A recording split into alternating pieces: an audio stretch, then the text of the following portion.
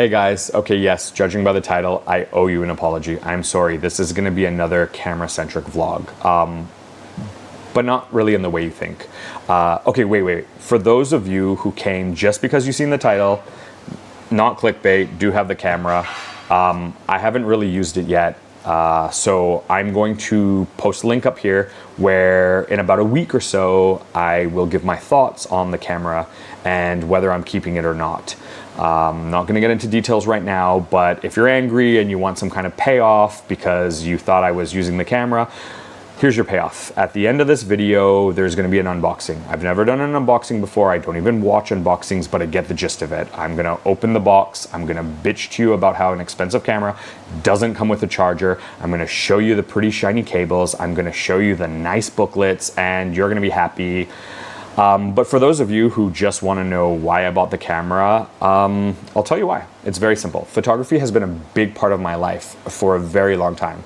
As I said in a previous video, I've recently fallen out of love with photography. The best way for me to get back into photography is to buy new gear. And wait, I know what you're thinking. I've been on the photography forums a very long time. The blanket statement is always, just go out and shoot. It's not about the gear. Just get out there and shoot. That's the best way. It's not for me. I can give you a little bit of context. When I used to shoot events and weddings and etc., I would get extremely bored of my gear. And that would make my creativity suffer, which would make my end product suffer. So in order to stay focused and happy, I would go out and buy new gear. So one day I'd be shooting with Nikon, the next day I'd be shooting with Canon, and I've literally owned every single camera system currently available and most of the lenses, and I've used them in a professional capacity. Now, the crazy thing about photography is that for me, maybe I like the gear more than I actually like photography. I mean, I don't think that's what it is, but who knows? This camera is gonna help me figure that out. Now, this camera is my grail camera, and I'll explain to you why this camera is my grail camera. Now, in 2016, Leica had a launch event for a new product, and I showed up and I fell in love. It was the original Q, and I bought it on the spot and gleefully ran home with it. And the next day and for the next 8 years, I've used the Q. Now, I've owned and sold the Q so many times. The one reason why is because the lens has been too wide. And now for those of you who aren't really interested in photography or don't know what I'm talking about, think of like the iPhone. The iPhone's standard camera is pretty wide, right? So that's kind of what the Q shoots like. And it's up in the air, what shoots better. I mean, honestly, with AI tech, camera phones are getting great. But I've always liked the Q for the ergonomics, for the small size, for the fact that if I wanted to go out and not think about it and just take fun photos of my friends, I could. And then if I wanted to get really techie, I could dial in all the custom and manual settings, and I can go out and shoot and you know, entertain myself that way. So the Q, I kept on selling and buying back, and I would sell because of the lens, and I would buy back because it was just too much fun or just too easy, and I just loved it. Cut to the Q2. Q2 comes out, I buy the Q2, but same wide lens. Q2 monochrome, which was just a monochrome censored Q, same lens, bought and sold a couple of times. Q3 comes out, the same lens. So for me, I was like, okay, you know what? I love the Q. I've sold off the Q2, I've sold off the Q2 monochrome. I'm gonna buy the Q3. It has a high megapixel sensor, which means you can kind of crop in a lot. And I thought maybe that would help alleviate this wide lens. The reality of the situation is I just don't really like cropping. I just don't. If I'm gonna crop, honestly, I would buy a Ricoh GR3X HDR, whatever. Great camera, you guys can grab them if you just want a quick point and shoot. But I wanted the Q because I wanted the Q, but I just wanted a narrower lens. And I've wanted a narrower lens since 2016. I've been harassing the CEO, the product developers, Stefan Daniel, Peter Carby. I've been emailing them nonstop about making a 50mm Q. And their response has always been very German. It's always been like, people like the 28mm lens. It sells well. And my response has always been, people love 50mm lenses. They sell well. 8 years later, Q3 43mm. Should alleviate all my dislikes about the Q and should make me happy. Should make me want to go out and shoot again. we will see. You'll know in a week if it's worked. But recently that little soup can light I bought and the little trigger I bought, it'll work with this camera. It'll work with any Leica camera that's current. And yeah, so I will get to use that cool thing I bought. I will get to use this camera. I will give you my thoughts on it in a week or so. The link will be up there, I hope. Yeah, that's about it for the video. I just wanted to say I bought this because I'm hoping that this will inspire me to shoot more. And if it does, great. It'll come with me to the gym. It'll come with me on trips. I'll talk about it in brief in other videos. But yeah, this is not a gear-centric vlog. I actually didn't even intend to buy this. I actually went to the camera shop to buy lighting because I wanted to get rid of like the janky lighting that I do have. And my dealer gave me a deal on the camera that I couldn't refuse, so I bought it, and here we are. Impromptu video. Let's get to the unboxing. Hello. Okay, here we go. Unboxing video. I decided to go with a 45-degree angle because I felt it was a little bit easier to see everything rather than a top-down view. You'll notice that it's already been cut open. That's for two reasons. One, I trust nobody, and I wanted to make sure there wasn't a brick in there at the camera shop. And two, I've filmed this unboxing video twice now. So here we go. Boom. Whoa, origami. And yeah, now we have this like 90s tube top. So a little tube top I've taken off. Box is nice and naked now. Lift this up. Boom, camera's inside. Okay, first gripe with this situation is that the old camera box was way better. It was foam inside, it was a much smaller box, it fit the camera perfectly, and in a pinch, and I'm not saying you're gonna do this, but in a pinch, you could actually throw the box in a duffel and your camera would have been safe. I wouldn't do that with this box for various reasons. Okay, camera's here. I'm not really a fan of the gray color, but whatever, I'll probably change it to a leather at some point. Let's lift this up. All right, now we have booklets. So there's your, like, I don't know, the thing that people sign when they're all like, you know, we've inspected this camera and shitload of good this has done. I've had many lenses straight out of the box from Leica B-Duds. Inside are the booklets. I'm not gonna bother opening them. All right, behind door number 1, what do we have here? Oh, silky, sexy, yeah. USB-C to USB-C. Here we go. Look at this. This must be like 2 meters long. Oh, so long.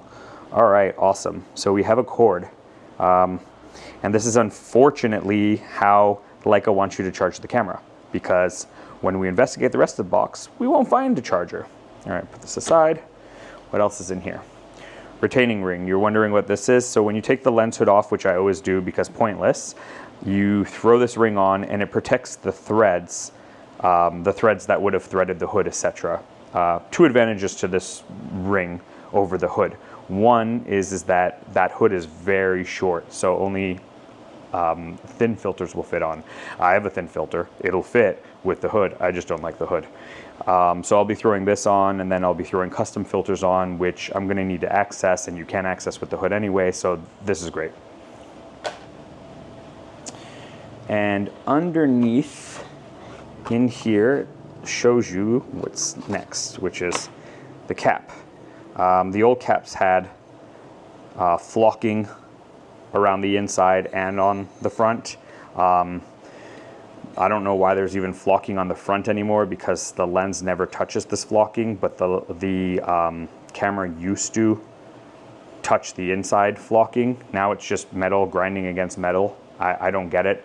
I've never had an issue with my flocking. Well, I actually don't use these caps, but all the caps that I had from previous iterations of this camera had flocking on the inside, and honestly, it never rubbed off.